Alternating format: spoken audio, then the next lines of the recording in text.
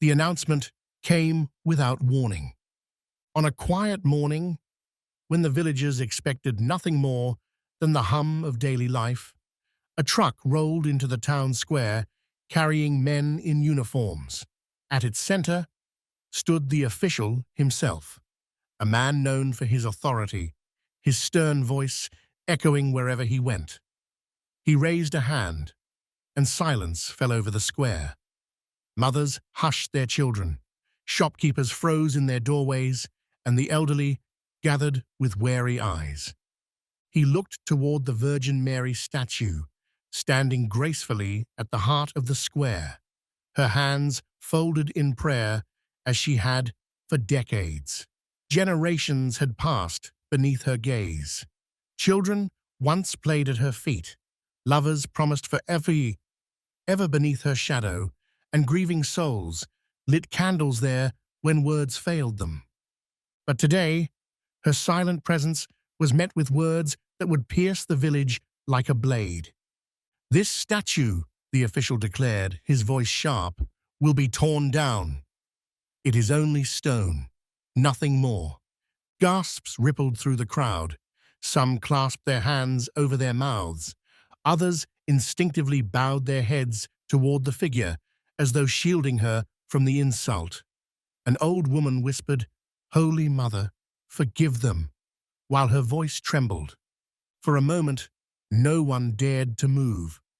The official's words lingered in the cold air like smoke. The silence shattered when a child cried out, "No, don't take her." His mother pulled him close, tears already spilling down her face. She had grown up lighting candles at the base of the statue with her grandmother, now long gone, but those memories burned bright. For her, the stone was not just stone. It was memory. It was hope. The official, unmoved, gestured toward the waiting machinery. Bulldozers and hammers gleamed in the morning light, waiting like predators at the edge of the square.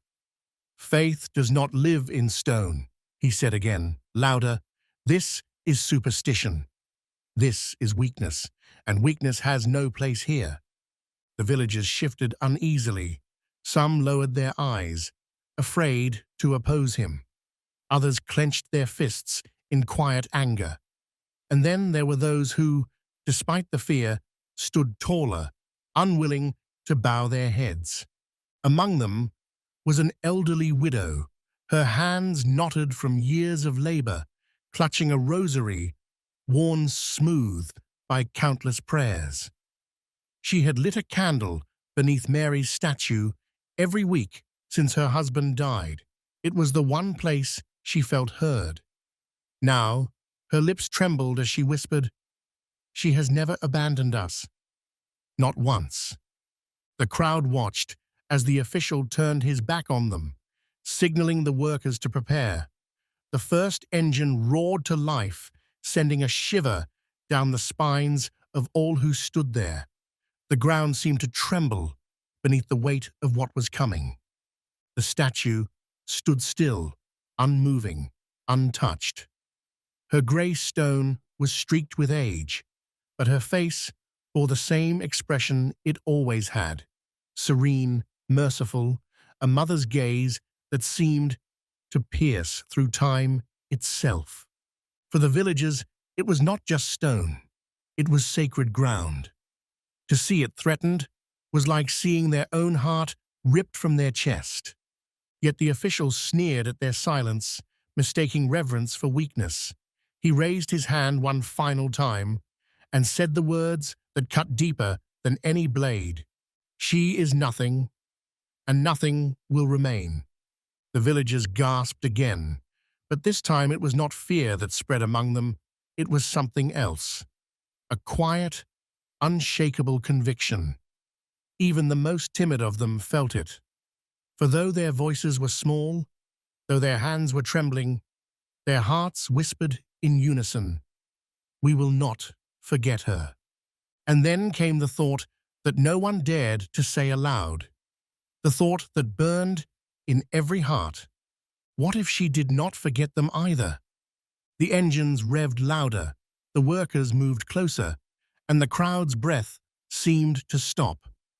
The official stood tall, certain of his victory, certain that stone could be reduced to dust, certain that faith could be erased with a command.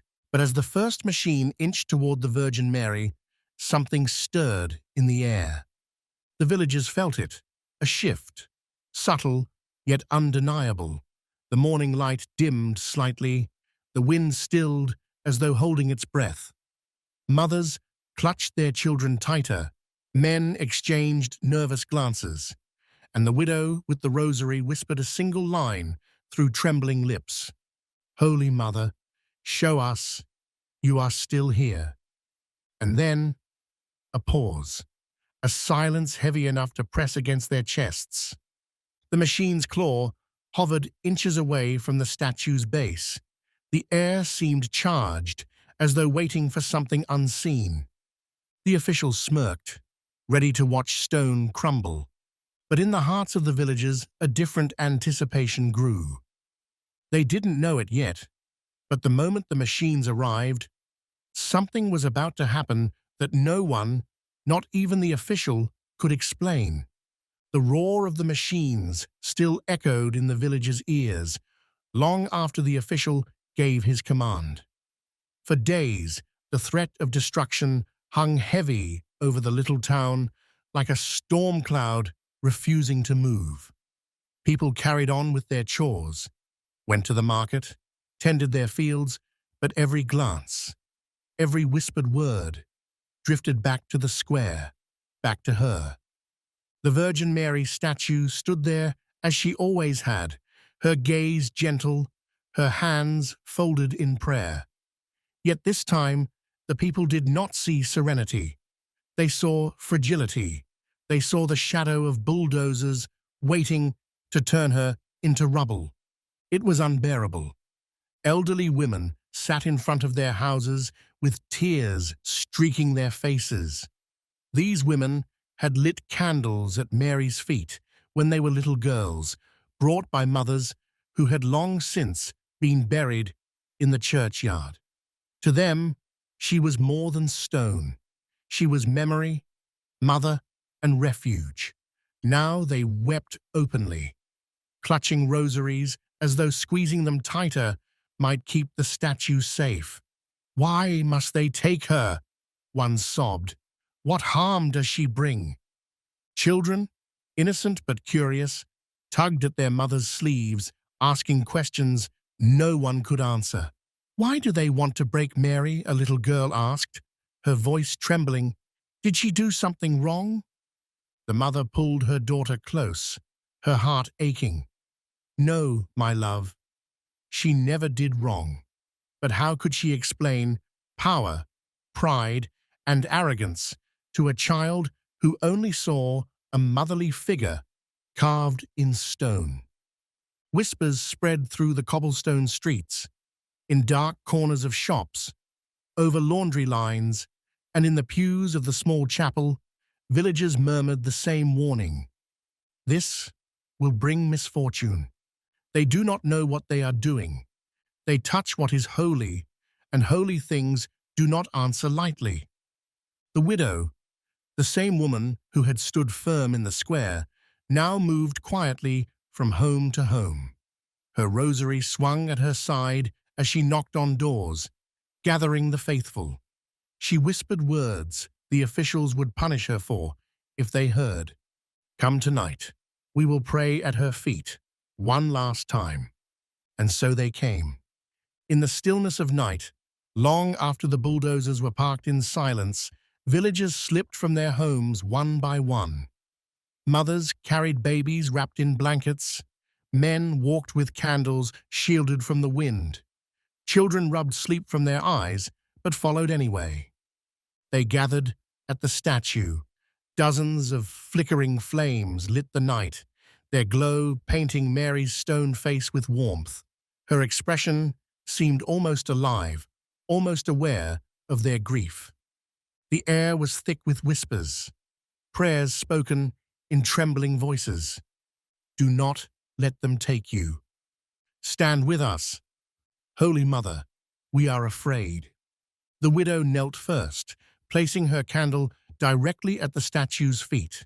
Her voice cracked but did not falter. "She has never abandoned us, not once, and she will not abandon us now." Children mimicked their parents, bowing their heads, clasping their hands as though they understood the weight of the moment. It was not just about stone, it was about dignity, about hope, about the unseen threads that had held their town together for decades. But not everyone shared their reverence. The official, drunk with authority, strutted through the streets during the day like a man who owned the ground he walked on. He mocked the villagers' devotion, sneering when he caught them murmuring near the statue. One afternoon, as he passed the square, he stopped and turned to the small group of women kneeling in prayer. "Look at you," he scoffed, bowing to rock. "Does this stone feed you? Does it save you? Number. And yet you cling to it like fools." The women didn't rise, didn't argue. They only prayed louder, their voices trembling but resolute. His lips curled into a smile, the smile of a man who mistook humility for weakness. He leaned closer to one of the candles at the statue's base and blew it out with a mocking laugh. "See," he said, spreading his hands in triumph, "this is your power." A flame gone in one breath. But even as he turned away, the villagers noticed something strange. The candle flickered back to life, its flame rising once more. No one dared speak of it aloud, not yet, but they saw it, and their hearts stirred. The official, blind to what had happened behind him, continued to mock. At a town gathering, he raised his voice so all could hear. "Faith belongs in your hearts, not in statues. This," he pointed toward the square, "is nothing more than carved rock. And tomorrow, it will be rubble." The villagers lowered their eyes, unwilling to meet his. They knew arguing would bring punishment, fines, or worse. But silence did not mean surrender. Their prayers, carried like whispers on the wind, grew stronger with every passing hour. That night, the crowd around the statue doubled. Men who had been too afraid before now stood beside their wives, holding candles with trembling hands. Teenagers, usually restless and aloof, bowed their heads with surprising reverence. Even small children insisted on kneeling, whispering prayers as best as they could. The square glowed like a river of stars, and all eyes turned toward her. The Virgin Mary's face, worn smooth by years of weather, seemed to shine in the candlelight. The widow raised her voice once more, stronger this time. "She will not fall." The villagers echoed, barely louder than a murmur. "She will not fall." And though fear still lurked in their hearts, though bulldozers still waited at the edge of the square, hope flickered brighter than their fear. What none of them knew, not the widow, not the mothers clutching children, not even the arrogant official, was that their whispered prayers had already been heard. Because when the machines returned, when the officials stood ready to erase stone and silence faith, something was waiting that no man could command, something no hammer or engine could silence, and it would leave the entire town in shock. The morning came heavy with dread. The square, usually alive with chatter from the bakery, the shouts of children, and the calls of vendors, was silent. Only the metallic growl of machinery broke the air. The official had kept his promise. Bright yellow excavators rumbled into the cobblestone square, their engines coughing smoke into the crisp morning air. Workers followed, some with hammers slung over their shoulders, others with drills and iron bars. Their faces were blank, eyes cast downward, men hired for a task they did not wish to perform. and at the center of it all, the Virgin Mary statue stood tall, her hands folded, her gaze serene. She had weathered storms, winters, and the slow erosion of time, but never before had she faced men sent to tear her down. The villagers gathered in silence at the edges of the square. Some held rosaries, clutched so tight their knuckles turned white. Others clasped their hands, lips trembling as they whispered prayers that blended together into a river of murmurs. Children clung to their mothers' skirts. An old man leaned on his cane, shaking his head in disbelief. And the widow, kneeling as she had done the night before, whispered with conviction, "She will not fall." The official stepped forward, his voice loud and cutting. "Today," he declared, "we remove superstition from this town. This statue has no power. It is nothing but stone." He raised his arm dramatically, pointing toward the excavator. "Begin!" The machine lurched forward, its massive claw swinging through the air like an iron fist. Gasps erupted from the villagers. Mothers shielded their children's faces. Men held their breath. The claw came down with a deafening crash against the base of the statue. But instead of cracking apart, the sound that echoed was strange. Sharp, metallic, wrong. The machine shuddered violently, the operator jerking in his seat as though the impact had jolted him. He cursed under his breath, yanking the controls back. The excavator groaned, gears grinding. Smoke belched from its exhaust pipe.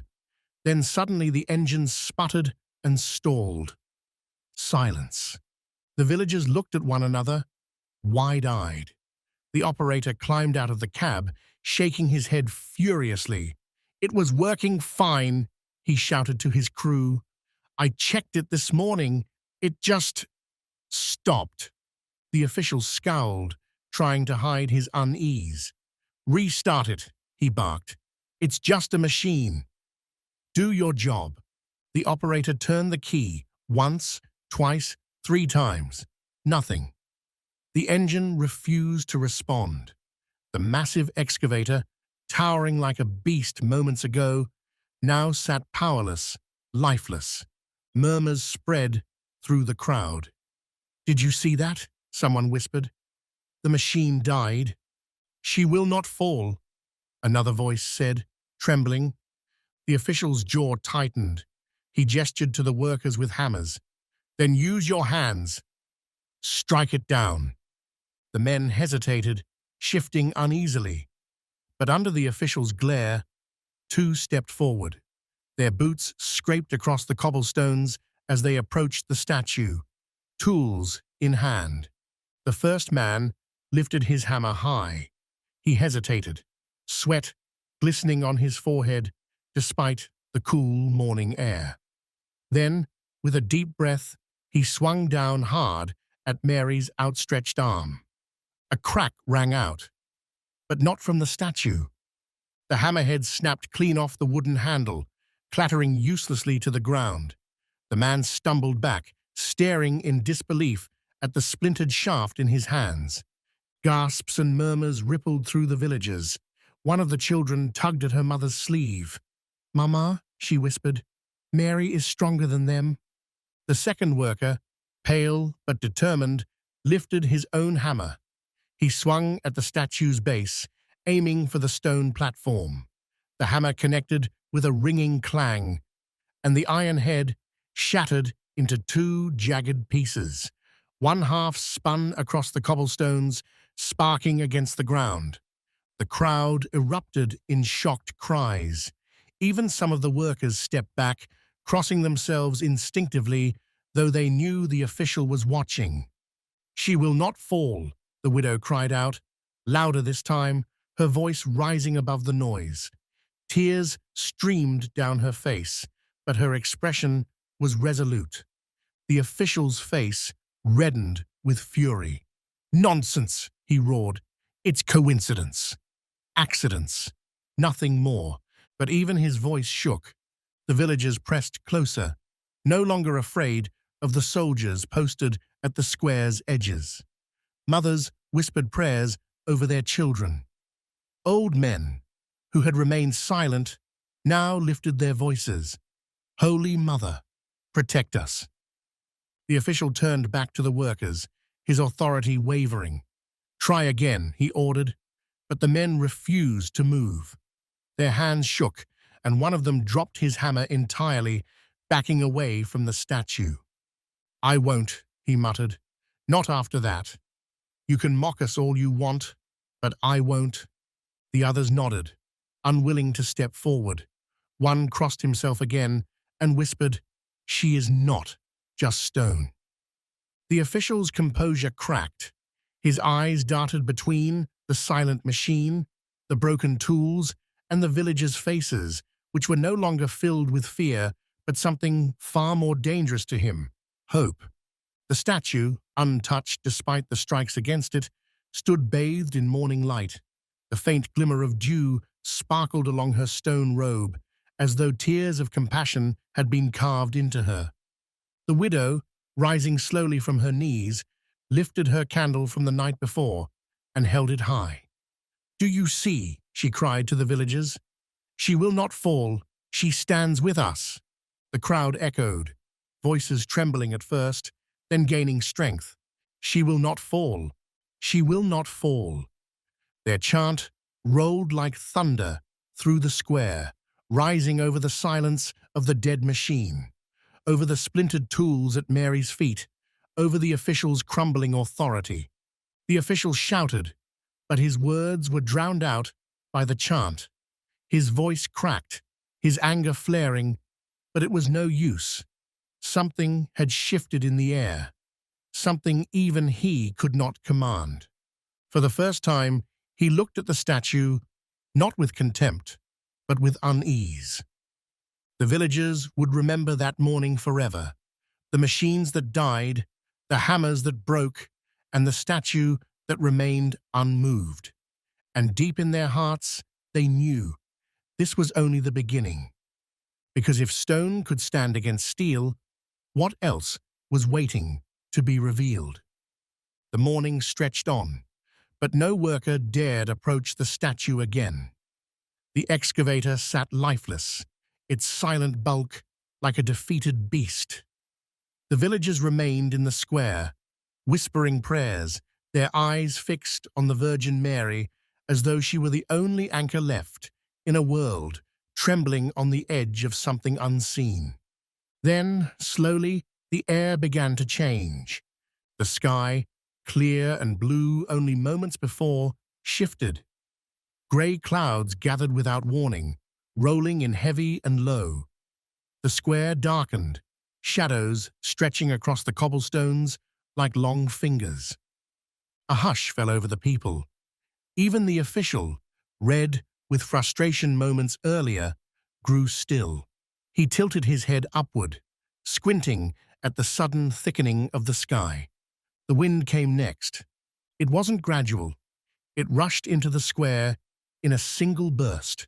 Sharp, powerful, bending trees, tugging at scarves and cloaks, making candles flicker wildly but never extinguish. Papers scattered from the workers' hands, flying through the air like startled birds. Gasps escaped the crowd. Mothers clutched children tighter. A man dropped to his knees, whispering frantically, "Mother of God, protect us." Then came the cry, "Look!" A child's voice rang out, high and piercing, shattering the stunned silence. Dozens of eyes turned at once toward the statue, and they saw it. Around the Virgin's head, faint but undeniable, a shimmer of light glowed against the darkened clouds. It wasn't the harsh glare of the sun, nor the strike of lightning. It was soft, golden, alive, like the glow of a candle magnified 1,000 times. The villagers gasped as one. Some covered their mouths, others fell to their knees. Tears sprang unbidden, not from fear, but from awe. The statue stood unmoved, its stone face serene, hands folded in eternal prayer. Yet in that moment, she no longer seemed like carved rock. She seemed present, watching, listening. Even the workers, men who had come with hammers and drills, backed away slowly. One crossed himself, his lips trembling. Another whispered to his companion, "I told you, she is not just stone."